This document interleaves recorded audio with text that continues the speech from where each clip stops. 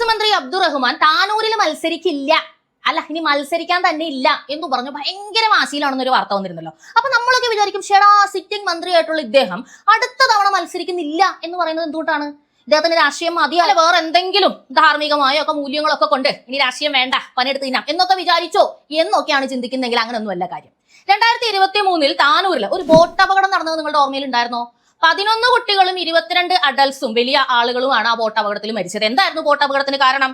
Fitness certificate പോലും ഇല്ലാത്ത ഒരു ബോട്ടായിരുന്നു അന്ന് ഈ അപകടത്തിൽപ്പെട്ടത്. ഈ ലൈസൻസ് കിട്ടാൻ വേണ്ടി ബോട്ട് ഇൻസ്പെക്ട് ചെയ്ത് ഫിറ്റ് ആണ് എന്ന് ഉറപ്പിച്ചിട്ടാണല്ലോ ലൈസൻസ് കൊടുക്കുന്നത്.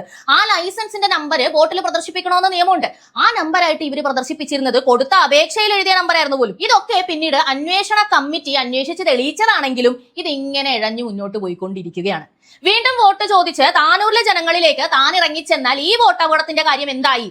ഇതുവരെയും ഇതിന്റെ പേരിൽ ഒരു നടപടി പോലും ഉണ്ടായില്ലല്ലോ അബ്ദുറഹ്മാനെ എന്ന് താനൂരിലെ വ്യക്തികൾ ചോദിക്കുമെന്ന് അദ്ദേഹത്തിന് ഉറപ്പാണ്.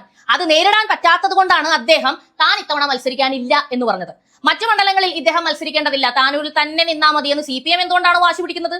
മറ്റു മണ്ഡലങ്ങളിൽ ഇദ്ദേഹം മത്സരിച്ചാൽ ഈ പ്രമുഖ ചാനലുകളിലടക്കം ഈ താനൂർ ബോട്ട് അപകടം ഒരു വാർത്തയാവും. ഇപ്പൊ വേറെ ആരും പറയുന്നില്ല, എന്നെ പോലുള്ള സംഘികളല്ലേ പറയുന്നുള്ളൂ, മറ്റുള്ളവരൊന്നും പറയുന്നില്ലല്ലോ. അങ്ങനെ ആവാതിരിക്കാനാണ് മിണ്ടാതെ താനൂരിൽ തന്നെ മത്സരിക്കുക എന്ന് പറഞ്ഞത്. വ്യക്തികളെ അബ്ദുറഹ്മാൻ ആണല്ലോ കാണുന്നത്, അല്ലാതെ പിണറായി വിജയൻ അല്ലല്ലോ.